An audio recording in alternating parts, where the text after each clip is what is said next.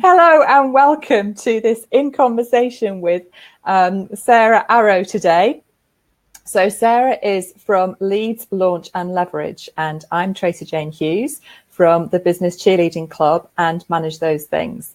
So it's wonderful to have Sarah with us today, and we're going to be talking, I think, about blogging, tips for business. You never know with Sarah, it can go anywhere. So Sarah, just something to smutty poetry with Lottie, didn't we? I think you're getting blogging for business, but actually whatever it's going to be, Sarah, this half an hour is going to be full of fun and tips and useful information for business owners. That's all I know. So Sarah, there will be some people that watch this that don't know you and don't know what you do and how you've got to where you are today. So just want to give us a little potted history as to what it is you do. Okay, potted history. I was very fortunate to be brought up by a family that believed that we could do absolutely anything that we wanted to do. We just had to learn the skills and then do it. My dad is the only entrepreneur in the family until I came along. And even then I was a late starter. I didn't start in Kevin's business until I was 35. So up until then, I'd worked in a variety of careers, from hospitality and catering to managing pubs to working in the welfare to work sector. But whatever I did, I always climbed to the top of what I did, because that was where I could see the most, do the most and achieve the most. So that was always my mindset. It's the mindset that I was instilled with when I was younger, and I hope that when I work with somebody I pass some of that over to them too. And I just want to put out there that when I left school, I left with the obligatory handful of GCSEs. So don't sit here thinking that I'm some sort of child savant. I grew up in the East End, so you'll notice that I have lots of different pronunciations. And my first father-in-law decided that I'd never get anywhere saying, "All right, love, how is it today?" And, "God, blimey, in it, you need to lead a better life." So he done his best to eradicate my Cockney accent, or Thames Estuary as it's now called, Okay. out of me. So that I speak this barbaric form of London English with a smattering of Cockney attached. It's brilliant, Sarah, and it's great that you're just you, and I think that's why people love you the way that they do. Well, with that, when I left school, I was going to join the RAF, and there they discovered that I was a natural linguist and I have the ability to pick up languages very easily. That said, I've never mastered the English language or ever bothered to learn another language. Oh, I can do it easy. Never mind. I'll find something really tough for me. Anyone can do that. No, I won't even bother. So I went off and I'd done all of the things, and then I got back with my childhood sweetheart in my 30s, the marvellous Kevin Arrow. And because I was 30, my biological clock was going, hello, babies, you're going to run out of time. And it was going mental. So we decided to do this really clever thing of having two children, one after the other. Yeah, and good. Our daughters are 13 months apart. I think twins and triplets and all of that are easier than having two children so close, yet not close enough. And they're just slightly different in their developmental journeys. So we have the younger one constantly comparing herself to the older one, and the older one thinking the younger one's backwards because she's not doing the same things as she is. So That's been a parenting journey of joy.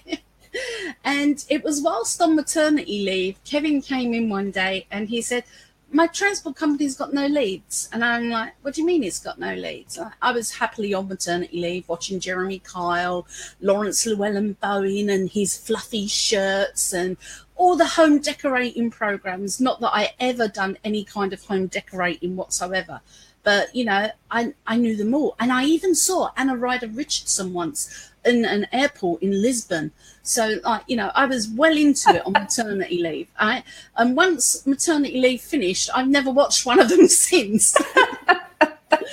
But that's where I was at maternity leave, watching all of these decorating shows. And he said to me, you do something with computers at work. Go and do something on the computer and find some leads for business. And my job in corporate, in the welfare to work sector, was in a public-private initiative.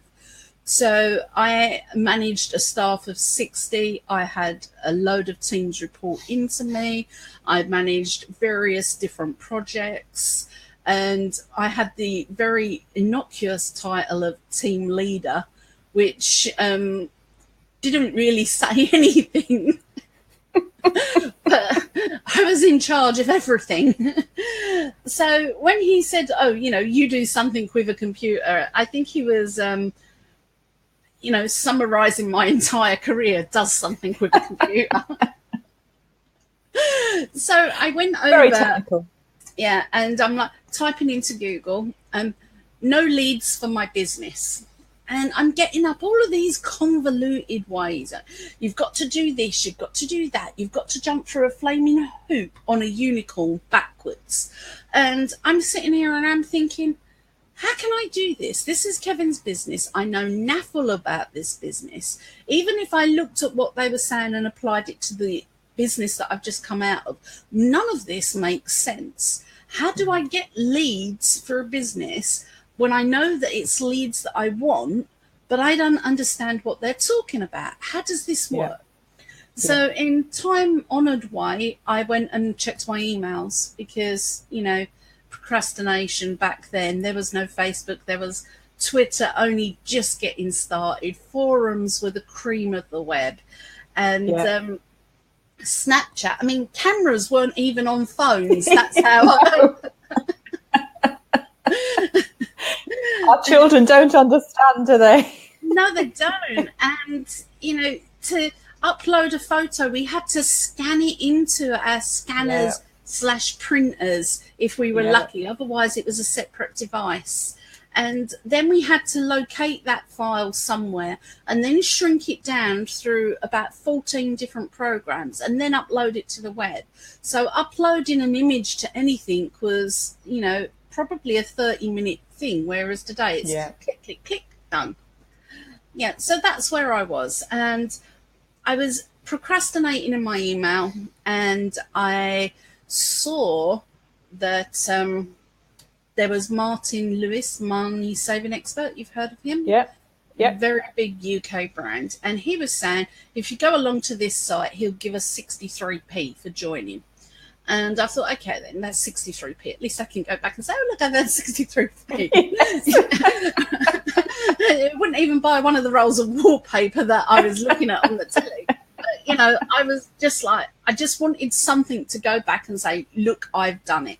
Because although looking back, I had some of the skills, I didn't have all of the skills, and I just had the hunger to learn, but that hadn't quite been ignited just yet. So I clicked onto BT TradeSpace, which is now defunct, thank heavens. Otherwise you'll see some of my very, very bad first blogging attempts. There is a card. And over there it says upload your logo, and I've just got a logo off of Vistaprint for the business. I think that was £7.50, and that was murder trying to set up a PayPal account and all of that. You guys don't know how easy it is for you. Exactly. So I've uploaded the logo, and then it says add your photo, and I went through all the rigmarole of scanning and uploading the photo. And then it said add your website address, so I added that, and I was really pleased that we actually had a website because there were so many people that didn't. And then the next step for me, it said add your podcasts here or add your blog posts here. So I went over and looked at the blogging, and it said you've got to write 50 words 3 times a week. And I went, hell no. I am not be doing any writing. I have managed to get all of my life up until I'm 30-something years old with never having to write more than a terse email. As in, where are you? What time will you be home for dinner? Yeah. Even texting wasn't as prolific as it is now. That's right.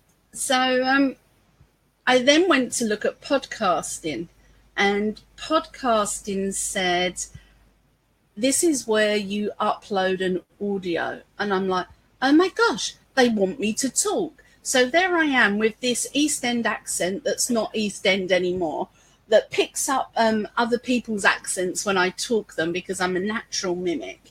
And I'm like, oh my gosh, they're going to want me to talk. How on earth can I talk? And what can I talk about?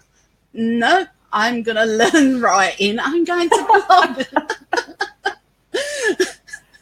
So I went over to the blogging and it said, just write 50 words. And I'm like, 50 words. These 50 words took me 2.5 hours to type. Okay. It was have, white, van, 3 words, 47 more to go. In Sheffield. Is Sheffield 1 or 2 words? 1 word. Right. 45 more to go. Has barn doors. Has 4 wheels. No punctuation. Capital letters all over the place. Nothing was, Sheffield lowercase s. It took me 2.5 hours to get 50 words. And then I patted myself on the back because I'd managed 50 words. Done the bare minimum. Yeah. Just as I got through all my education. Bare minimum. But you did it. I did it. And I pressed publish. And then I thought, crumbs, I've got 3 days or 2 days to come up with another 50 words. What the bloody hell am I going to write about? So I went back to tell Kevin, I've blogged. I'm now a blogger. No idea what that was, what that is, or anything of the sort. And Kevin's like, oh, okay, then what does that entail? I said, writing stuff on the internet about your business. And he cracked up and he said, you don't know anything about the business. I said, well, I'm going to learn. You're going to have to teach me. So that sort of immersed me into learning about Kevin's business. And it was very much a learn from my mistakes, as in he'd say to me, can you answer the phone? I'm like, haven't you got somebody that does the calls? He says, oh, that's you now. And I'm like, oh, gosh.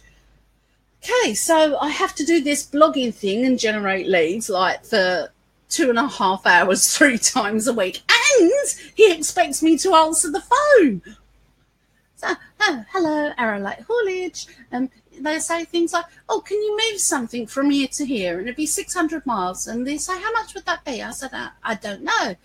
He said, can you do it for 50 quid? I said, I don't know. And of course, like, we're a bespoke courier company, but I didn't know that. We're like the Harrods of delivery service. To move something 600 miles for 50 quid was not financially feasible and didn't even cover the fuel.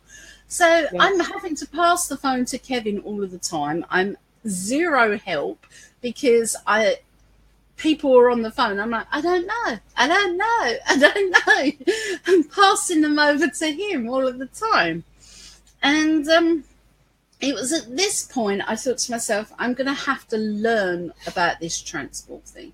So I started typing in things in Google and getting nothing come up because there were at that point no transport companies on the web. So I would ask Kevin questions.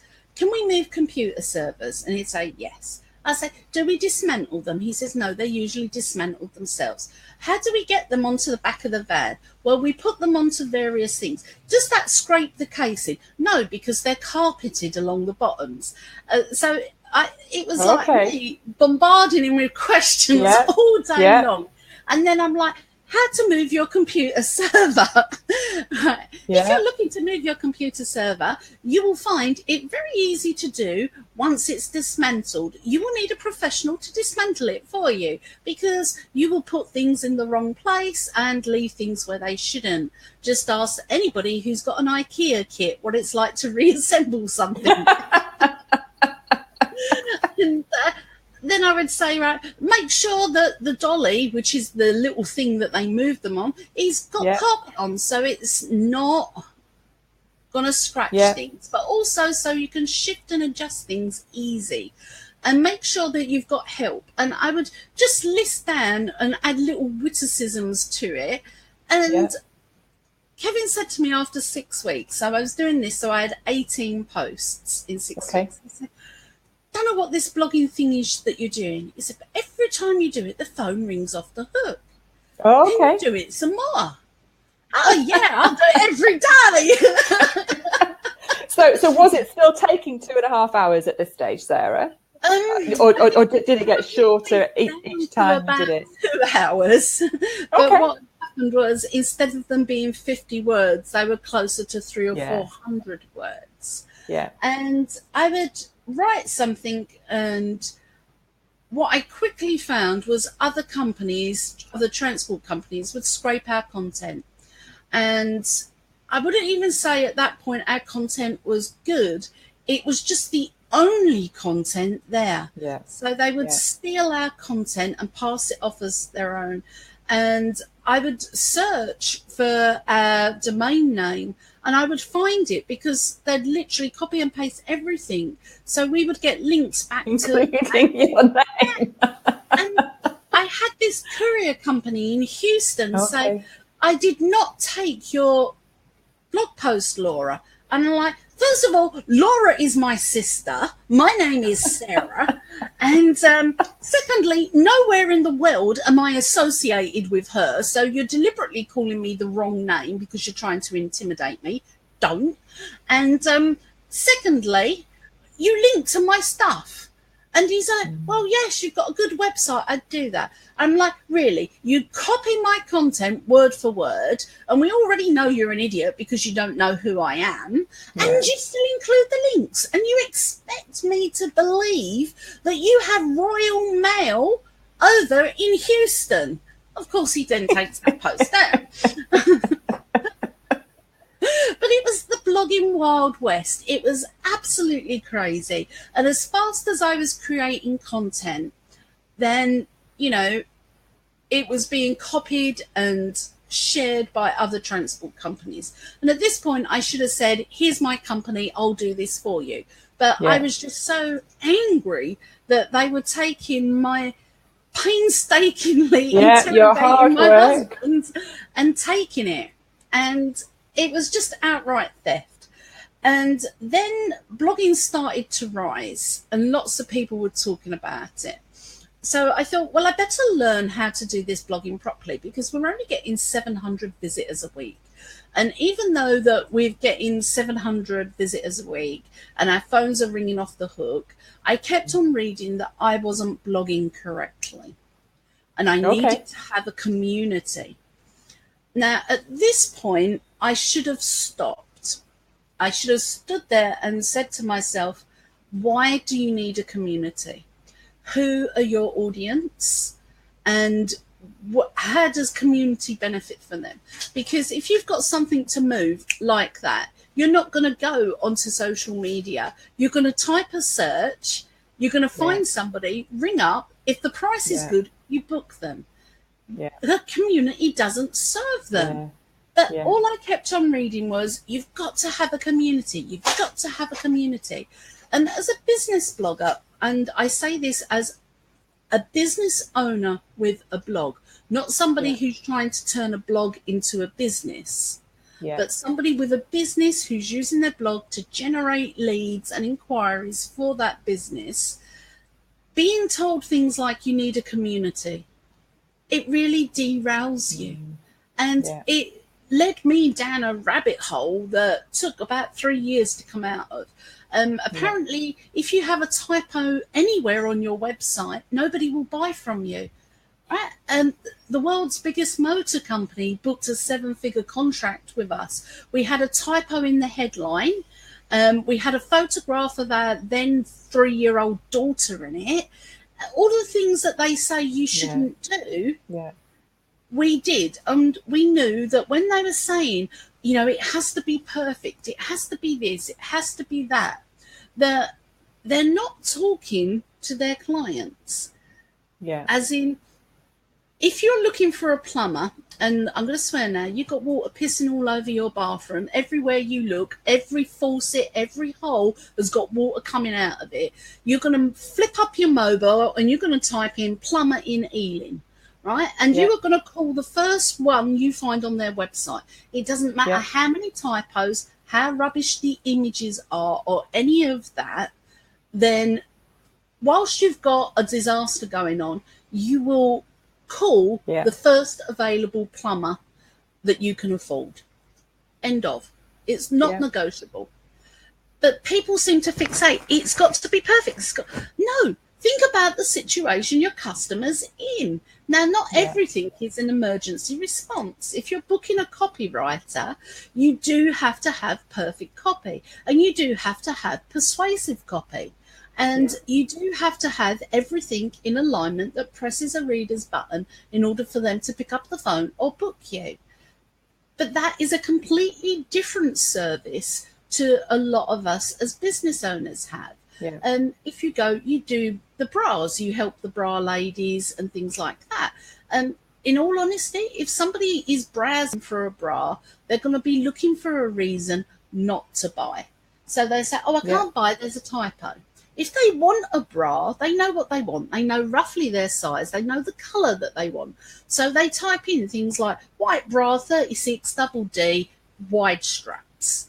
Right? Now, they don't care how many typos you've got on that. If you've got a bra and the photo and they can see the wide straps, you may even want to put a little ruler so it's like they can see how wide they are. They're going to go buy. It is that simple. And people kind of don't see how people buy. They tailor everything for the browsers because there are so many of the browsers. And it's really something that's really hard to get their head around, because although we only had 700 visitors a week on the transport site, they were high converting. And once Kevin spoke to them, he's incredible. My business is where it is now because Kevin came to join me in 2014. He ruptured his appendix in 2012, and we'll get to that point soon enough. But, you know, my business is where it is now because Kevin said things like, where are your terms of business? And I'm like, terms of business? You know, and where's this and where's that? All of the things that I asked in his business were around marketing. All of the things he came into my business and asked were around business. And I now have a business that is growing rapidly. It grows in spurts. It's going through another growth spurt. Hey, Esther, nice to see you here. And we're in the situation that it's got to this stage because Kevin has got the skills to bring it to this. And, you know, people say, oh, you know, how long did it take you to get to 7 figures? Well, it took us from 2006 to 2010. That took 4 years. But when Kevin came into my business, it took him, I think it was around 7 months to go from about 2,000 a month to 6 figures, and then to double that again in a 2-year period. Now, whilst that doesn't say a lot, when you've had somebody who's done it once, like he has in the transport business, and I'm not at 7 figures, and I don't think I'm going to be at 7 figures until about 2022, 2024. When you've got somebody with Kevin's skills, they know what the pitfalls are and they can eliminate all of that. They cut the rubbish out, and then it just comes down to decisions, as in, I know I need a shopping cart to take payments. Which one do I get? Do I get this one or do I get this one? It's not, oh, do I need a shopping cart? And then hours of divvying around that. And this is what I imagine that goes on in your cheerleading club, Tracy, because you know, you're an experienced business owner. You're not going to be saying to people, well, think about whether you need a shopping cart or not, because you're going to say, actually, you need a shopping cart. Yes. If you're going to sell something, you need one. So far. Yes. And for a lot of people, hi, Angela. It's cutting out the dithering and the rubbish that gets them to where they want to be. Now, Angela is a very special person. She was one of our people on the very first blogging challenge we did back in 2007. And, you know, she has been there virtually. We've never met in real life, although I do believe once upon a time we were in the same room, courtesy of BT Tradespace. Okay. Yeah. And, you know, I've seen Angela do amazing things with her things, various websites, the Botanical Linguist and other things. And, you know, it's really, I consider her to be one of my best virtual friends, although I couldn't tell you anything really deep about her, and she possibly couldn't tell you anything really deep about me. But you've had that connection through blogging, and through, you know, and it's, and I think that's what's amazing about, it's almost like the, you know, the blogging community. And I think that there's different blogging communities for different areas of life in a way. And you very much focus on blogging for business and you know, helping people to use that tool of writing. And again, I just want to ask you about blogging, because some people say that blogging doesn't work. And it was interesting. I did a survey recently for the Business Cheerleading Club, asking people, you know, some questions about what they were stuck on and, you know, what they needed help with. And one of the comments that came back was that, you know, blogging doesn't work, blogging's passé. What's your comment about that, Sarah? I'd really like to hear your view. It doesn't work and it's completely passé. And so long as you stay out of my space and I suck up all the leads, that's fine by me. Okay, that's fine. Move on. I was told by somebody that blogging is dead. It's all about social media now. And I said, well, it shows me how young you are, because blogging is the original social media. Yeah. It's the original interaction through leaving comments. And it's because of blogging that various things like Twitter, the microblogging, and Twitter was developed for transport companies, for couriers to pass short messages to and from each other across the web. And now it's a social media tool. And Facebook was developed for students to stay in touch with each other and check on relationship statuses. And now we use it as a business tool. So when people say things like, you know, oh, it's gone, it's dead, that's where their mindset is. And I always think back to how our customers found us. And I would say, how did you find us? And they would say, oh, I typed it in Google. Even though I was very active on Twitter, and it was all, I typed it on Google. I typed it on Google. I typed it on Google. Very fond memories. I was just thinking how much I'd learned from you, Angela, in terms of grammar hippies. That's one of Angela's phrases, that you see grammar Nazis all over the web, but there's actually grammar hippies who understand that language is fluid, it changes and it evolves and things like that. So back to the blogging. Yeah, for a lot of people it doesn't work because they don't want it to work. They're in the mindset of it doesn't work. And also because they're in a position, and where I was and knew nothing about the business. Yeah. And instead of asking the questions, they sort of say, well, I don't know. I don't know. I don't know. And I had a client who was a hairdresser, and she says, blogging won't work for me. I said, okay, why do you think it won't work for you? And she says, well, when people come in, they just say to me, oh, do what you like. And I say, okay, and do you do that? And she said, well, yeah. I said, well, how do you know what do what you like means? And she said, well, first of all, she says, I look at them and I look at their clothes and I look at their posture and then I look at their face and I look at their eyes. I said, what do you look at their eyes for? She said, to see how tired they are, because if they're really tired, they don't need a really intense hairstyle that makes up a lot of blah, blah, blah. Yeah. And I asked all of these questions. And then at the end of it, I said, stay there, I'll be back in half hour. I went and typed it into a blog post. And she went, oh my word. Yeah. I didn't think that I could write something. I said, but you sat there and you told me. And from this, if I read this post, I would book you, because I can see that whilst you're looking at me, I'm thinking my hairdresser's judging me, but actually you're looking to see, are my eyes bright and sparkly? If so, I can handle it. However, if I've come in with a toddler in each hand, my hair in a ponytail, right, an elaborate perm isn't going to do it for me. And it's really interesting. It's interesting, Sarah, because at the last two Action Spotlight coaching sessions that we've had in the cheerleading club have been about content, and people saying, you know, I don't know what to write about. I have no idea. So again, just like you've said with the hairdresser, it's been a case of just drawing out some information from those business owners and saying, you know, look, here you go. You can talk about anything in your business, anything that is helping your customer to, you know, relieve that pain or get that product that they want or that service that they need.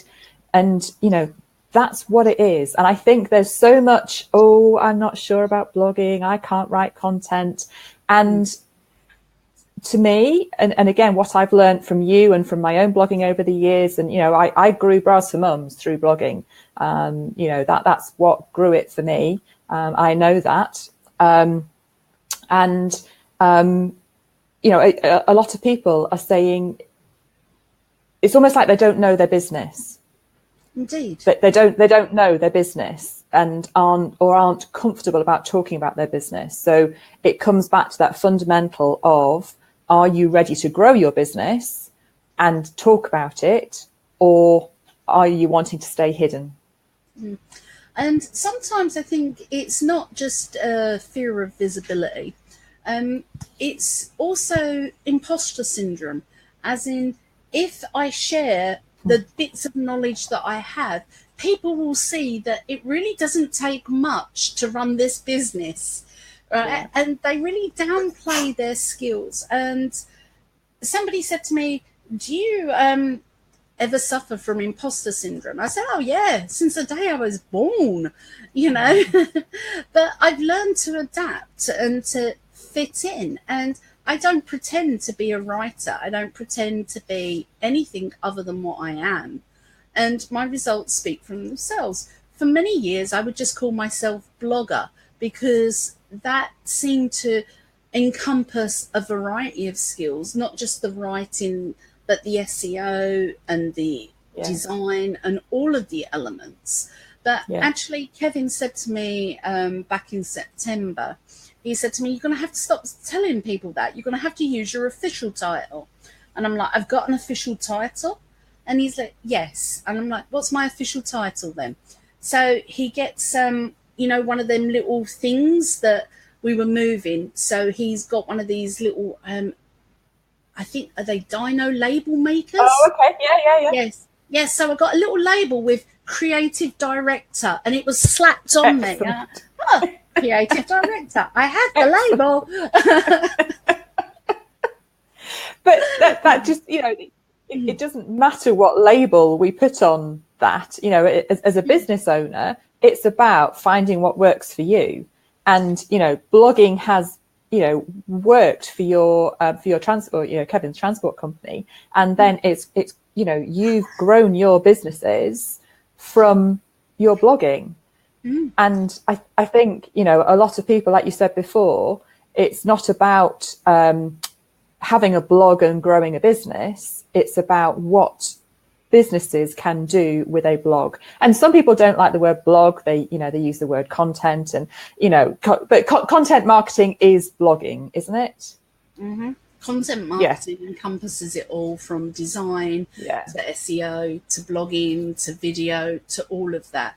And it's really funny, because I had a call with somebody. They'd found me through my blog, and they had a call with me, and they said, okay, I need to think about this, whether I want to work with you. Absolutely. And they said, what do you mean absolutely? I said, yes, you need to go away and think about this, because this is not just a financial investment in your business, but it's also a time investment.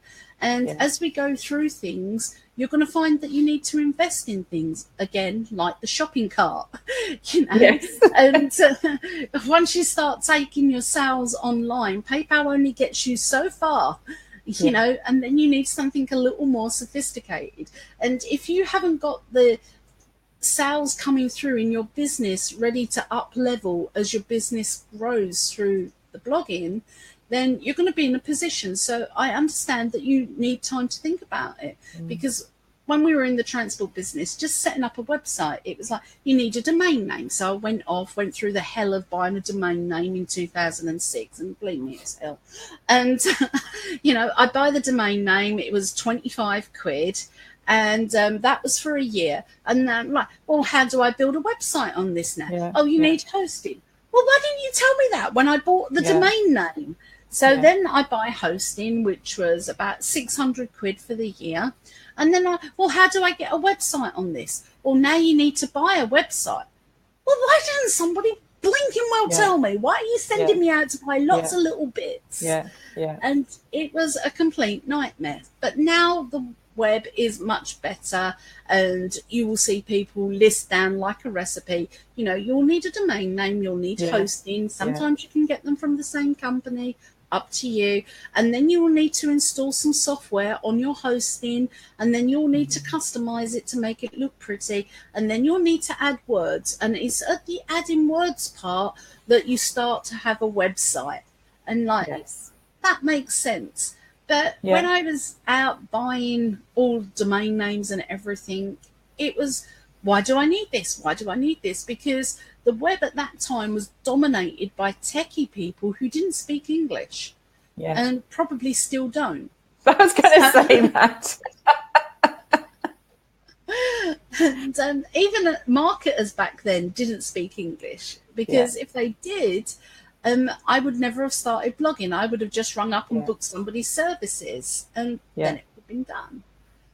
So I think blogging to grow a business is something that, if you've got a little bit of time, I normally say to people, it's not something that has to have 100% of your attention. You can type it up while you're watching EastEnders. You can, you know, sit your computer on your lap and type. So it doesn't have to eat into time that you're sitting on the sofa next to your partner, ignoring them and pretending you're having quality time together. You know, you can actually bring your laptop and sit there with a glass of wine and do it and pretend you're having quality time together. You can do it in the morning. I normally say to people, although I'm not a morning person, if you get up half an hour earlier and make that your blogging time, you will find that it has multiple benefits, because that getting up just before everybody else does gives you time to just get your thoughts in order and wake up properly. And as you're getting your thoughts in order, you know, your brain's fully rested. So typing out a blog post should come pretty easy. And I say pretty easy. If you're at, you know, 11 o'clock at night thinking, I haven't got a blog post out today, the world's going to end, just go to bed. Do it. Get up half an hour early. I've done many a blog post at 2 a.m. and trust me, they're no good. However, they are the ones that make me the most friends. But if you do it in the morning, you find that your day starts off on a real positive high. And you'll find that the impact of writing and just putting your thoughts down first thing really set you up for a great day.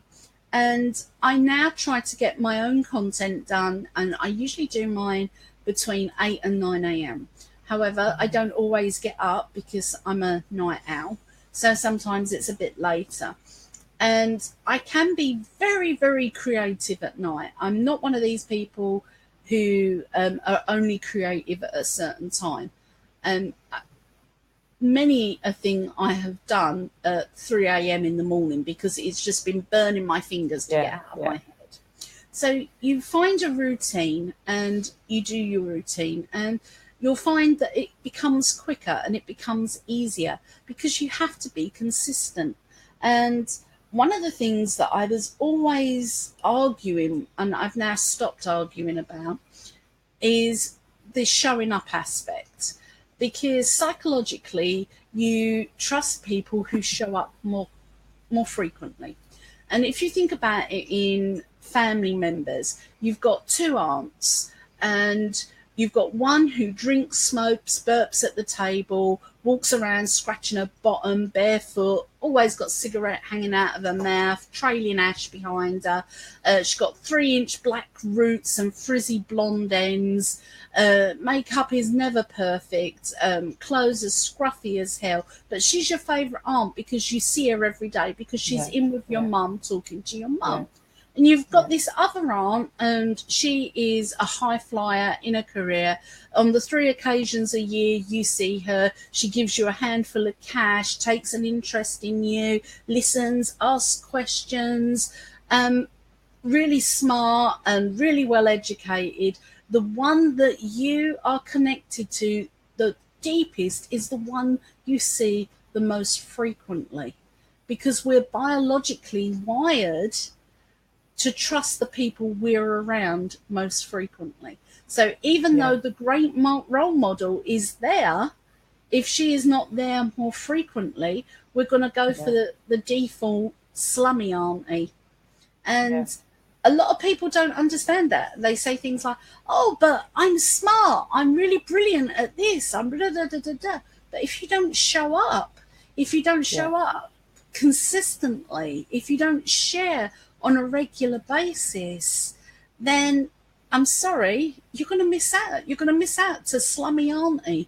And it's not to say that slummy auntie doesn't have a good points. Of course she does. And you know them better than you do from role model auntie. And lots of people don't get that with their blogging. But it's not just blogging that applies to it. It applies to live streaming. It applies to Twitter updates, LinkedIn, Facebook, everything. Consistency matters. And it's at this point, after they've gone off and thought, oh no, I can't do any blogging, that they realise they actually need content for Facebook, and they need content for LinkedIn, and content for everything else. And they go off, wander off, and they look at the short form content and see that it doesn't have a lot of impact. And then they go off and try and create long form content on various social media platforms, and it has better impact. And then they discover that it only has visibility for a day, maximum 72 hours. And there's lots of talk about going viral. Very few people have actually gone viral. Very few people have had that. So they think that a piece of content that's shared 30 times is going viral, and for them it is. But you compare that to a blog post that goes viral. A blog post that goes viral will suck in millions of views, and you will convert a huge chunk of them into subscribers. And from those subscribers, you will make sales. And, you know, if you look at Chewbacca Lady and her joy at unmasking and trying that mask on. That was brilliant. It was. She was just so happy. That kind of happy is infectious. And we all watched that. And I'm like, oh, she's so happy. To see that kind of happiness is rare. So I can understand how that went viral. But where did her money come from? People paying her to endorse products. She didn't have an email list. She didn't have anything for people to get to know her. As far as I'm aware, she didn't have a website or any of that. So all her money came afterwards. And where is she now? We're 18 months on from that. Where's Chewbacca Lady? Is she still doing endorsements? Has she got a record deal? Because I know she had a second viral hit with her singing. Oh, okay. You know, and what happened to Chewbacca Lady? And the thing is, her time on Facebook and being wonderful was so fleeting.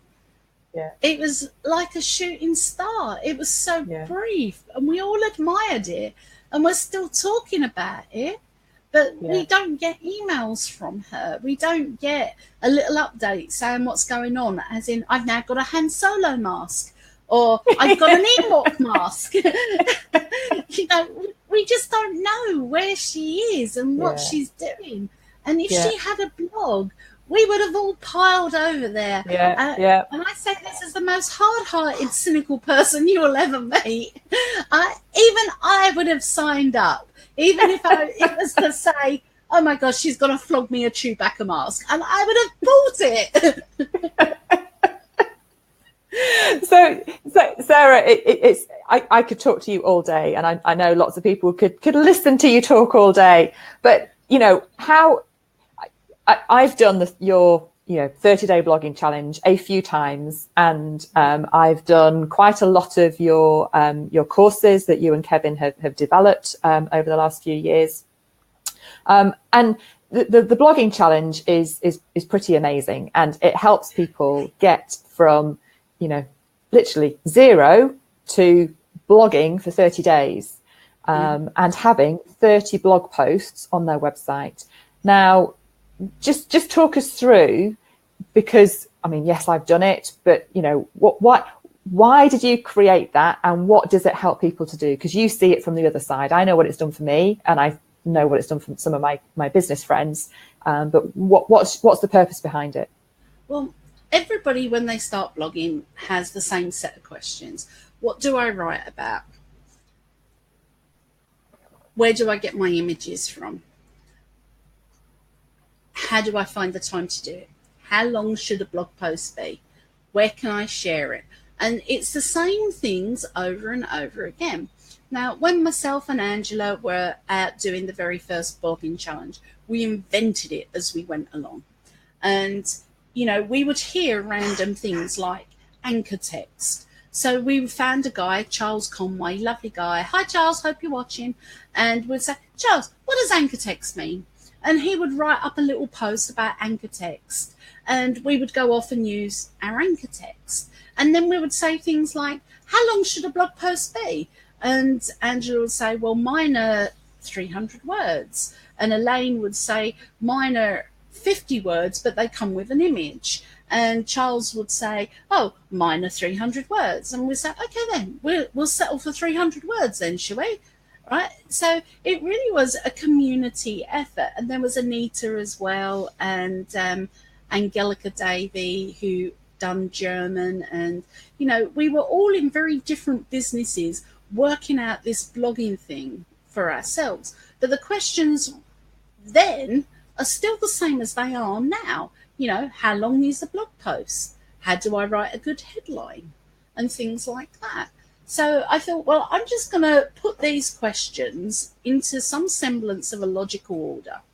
And then I did that, and I didn't deliver it via email. We always did it via BT Tradespace. And then I thought I'd put it in a book. And at this point, it's 2009, and I actually trained this one-to-one, and I would charge £1,800 for the 30-day blogging challenge, which I now sell for £1.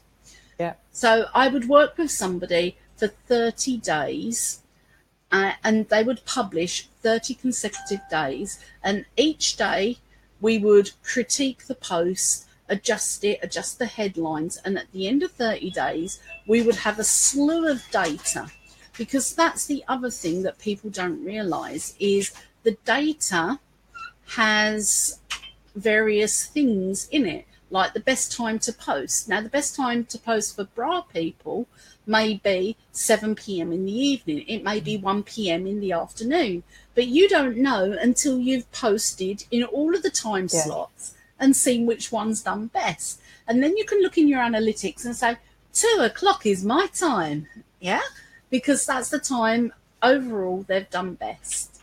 And it's when you do these things in the 30-day blogging challenge and you look at your data afterwards, the data gives you the answers to everything. Absolutely everything. And doing that with the clients, I've trained so many influential bloggers, and people say to me, oh, this style is just like so-and-so's. And and they don't realise I was the person that taught them. And they've kept a little something and expanded upon it. And it's great in that respect. But come 2014, I was on a summit and I was talking about blogging because I had a site called Birds on the Blog. I've since handed that over to a new owner and freed up my time from that. And that somebody on there said, well, how do I get this traffic? How do I attract people in through the blogging? And I just said, oh, you just blog for 30 days. And at the end of it, you'll know the answers to everything because you will have worked it out and your analytics will fill in the gaps. And this was also a group and a challenge and everything. So I thought, okay, do you know what? I'm going to put this in. This is your fault, Angela. This is where you take the blame again, love. I'll just put together a little group and, see what happens. And I made up the challenge group and I set up an email and I started writing the emails. And without Angela, it would never have existed because once I'd got 2 emails in, Angela joined the blogging challenge. She signed up for it. Holy shit, I've got somebody in. I'm going to have to write. All right, so I was 2 days ahead of Angela the entire time, the first day that the blogging challenge was delivered. And she'd come back to me, got a typo, got a grammar. What do you mean by this? So when we got to day 26, I'm like, Angela, can I have a guest post on your site, please? Because I wanted to say thank you for all of her help that she'd given me. And I wanted people to come over and see the amazingness that Angela is. So day 26 of the challenge is about commenting, because I say right at the beginning, you need to comment on other people's blogs because commenting generates backlinks and backlinks help your SEO. And if you do it naturally and organically, and you do that for 26 days, you will find that you've built yourself such a momentum that you can drop down to blogging once a week after that and still maintain your traffic and everything else. And I explain this roughly in the email on day 26 and send them over to Angela's site. And so many people have said to me how they love it because it's a botanical linguist, and how it's just an amazing hub of everything around the English language. And it's just such a joy to them to come over and find this site. But Angela's secretly one of my success stories, because during the time that she did the blogging challenge in 2014, she put up a little sidebar box for her Facebook page, and none of her call to actions were like my Facebook page. It was just there. But she was writing about various things. It was attracting in her audience, and they were naturally going and liking her Facebook page. And in that 30 days, she grew it by 1,300 likes. And all it cost her was her blogging sign. Didn't cost her any Facebook campaigns or anything like that. She done incredibly well. So, that's how it came about. And I was giving people information that I charged a minimum of £1,800 for. Quite often, I would charge £3,500 for this. And people got incredible results from it. And every single person that paid for the blogging challenge completed the blogging challenge. When I gave it away for free, I still had a very high graduation rate of 25, 26%. And part of that is because it's tough. And it's purposely made tough. I don't know if you've ever read, what's his name? The Influence Guy. One of the stories... No, I haven't done that. Oh, it's an interesting read. Get it on Kindle because the text is small. And I'm an old lady now and I need slightly bigger than 0.6 font. So he talks about the psychology of pain and getting people to keep things and to retain things. And he referenced a psychological study of soldiers that sold their medals. And there was one regiment where no soldier ever sold their medals. So the psychologist he references, and I don't recall the name, said, why has nobody in this regiment ever sold a medal? What's gone on that has enabled them to keep their medals, even through times being tough and all of that? So they went and interviewed them, and they were asked why they kept the medal, and they said because it hurt to earn this.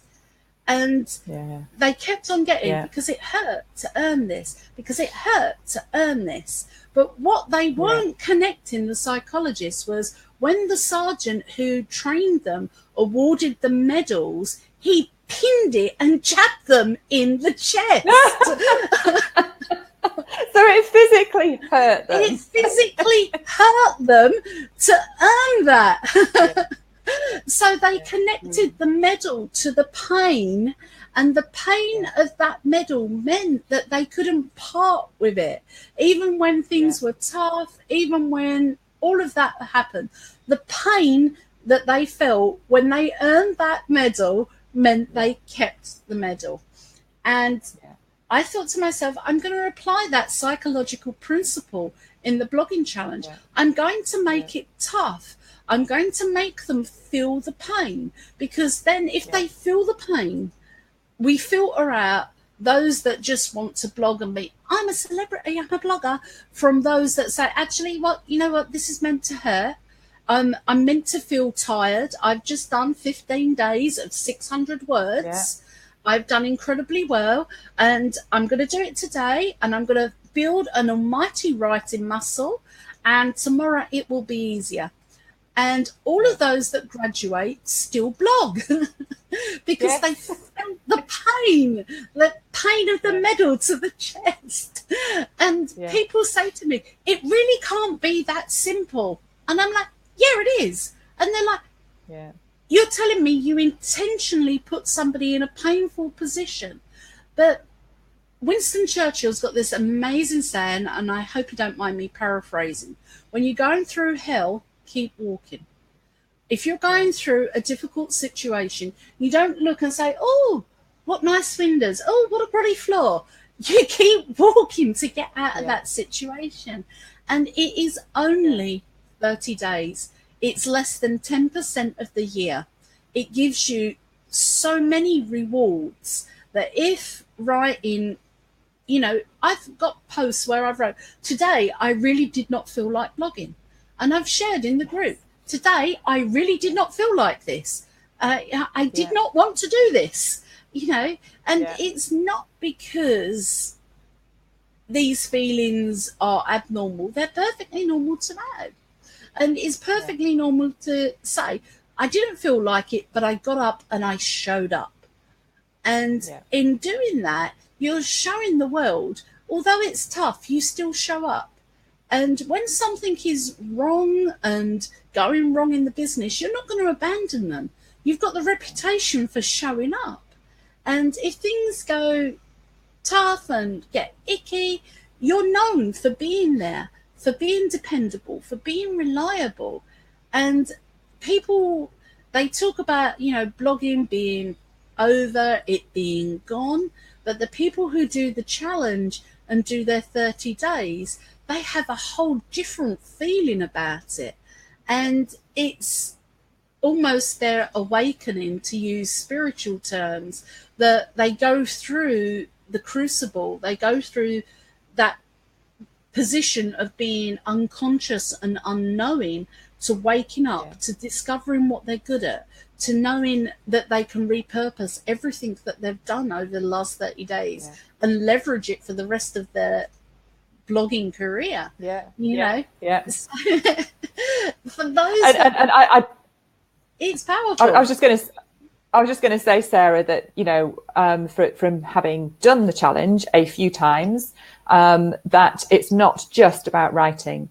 And, what you and Kevin give to people that do the challenge, and there's a support group for people going through the challenge as well, is an awful lot more about how to set your business website up and the things to look for. And, it's not just about writing. So again, for those people that are thinking, I can't write anything, I can't write 600 words every day for 30 days, there is an awful lot more to blogging, and the way that you help people through that for £1, and that's what you do, and that is something absolutely fantastic that has helped the group now. So over 4,000 people that have signed up to do the blogging challenge, and you say 25% of them have completed it.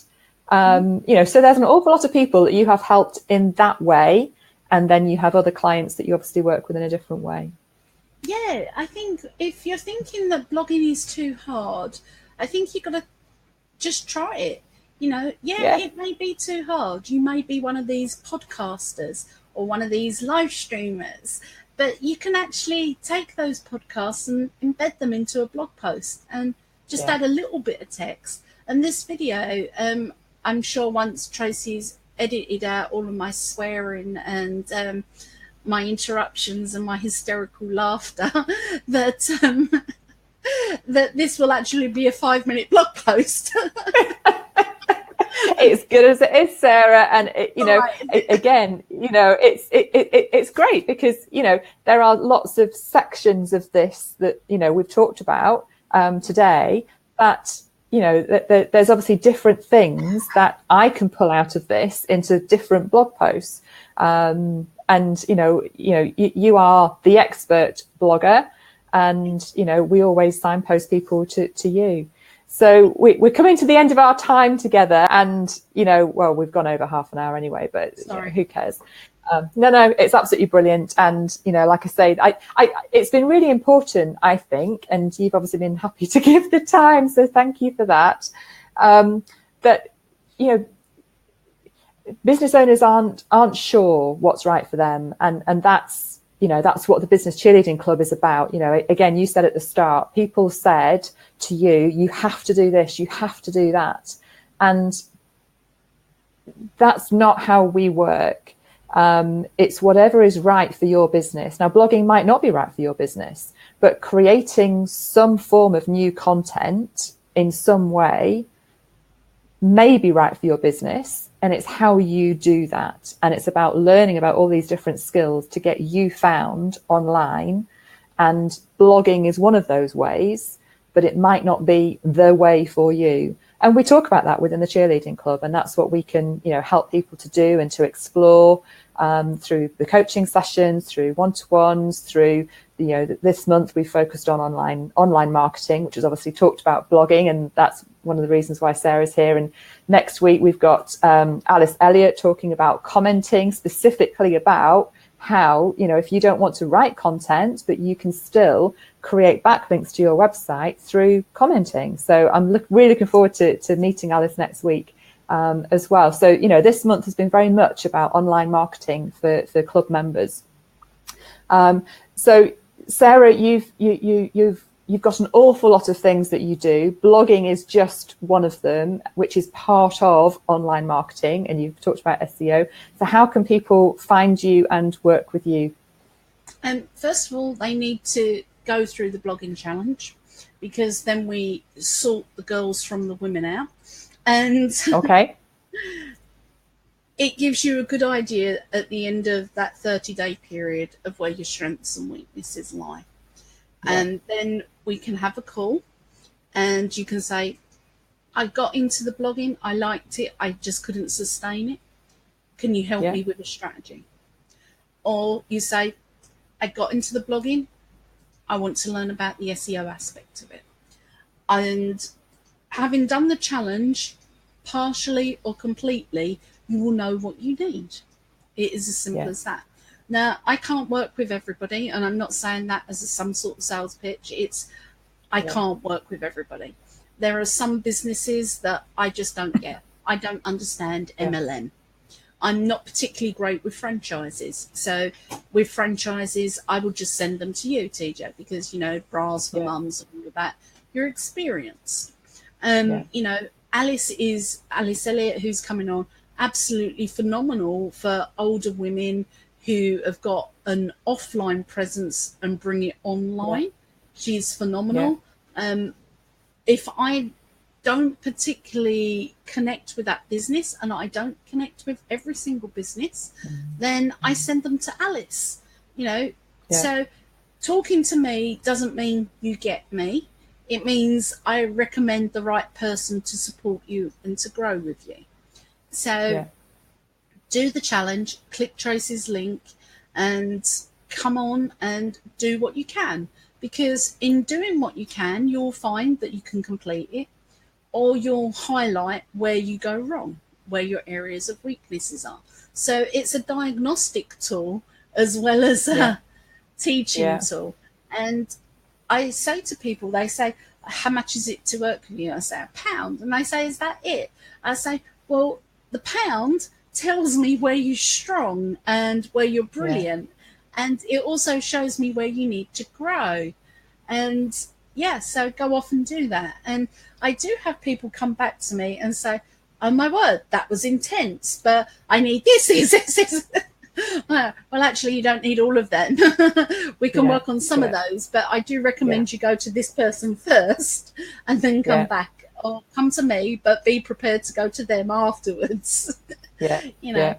So it's a very, very flexible tool. And I don't think myself, Angela, Charles, or any of the people back in 2007 realized where it was going to take us. And I'm really grateful that they're still in my life. And I'm really grateful that these are my online buddies. And, you know, we've been and bonded and done so much together, even though we've never met. And I think that's the beauty again of, you know, that online blogging community, that we might not have met each other in person, but we know of each other's businesses, we know each other's strengths.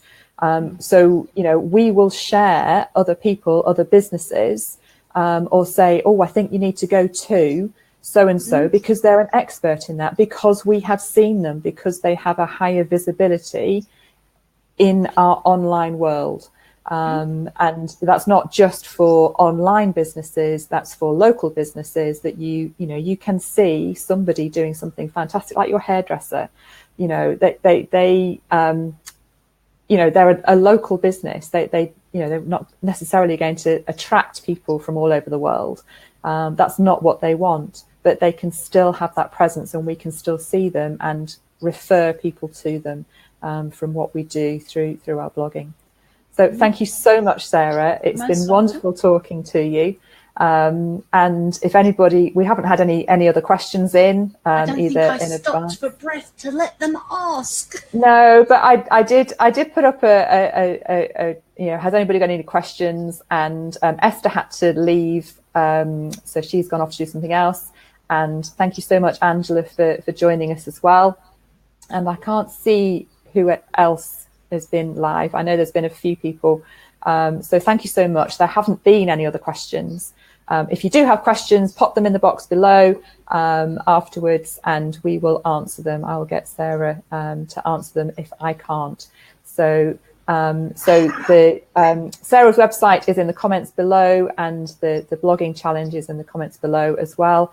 So I'm Tracy Jane Hughes from the Business Cheerleading Club. I manage those things. And thank you so much to Sarah Arrow from leadslaunchleverage.com.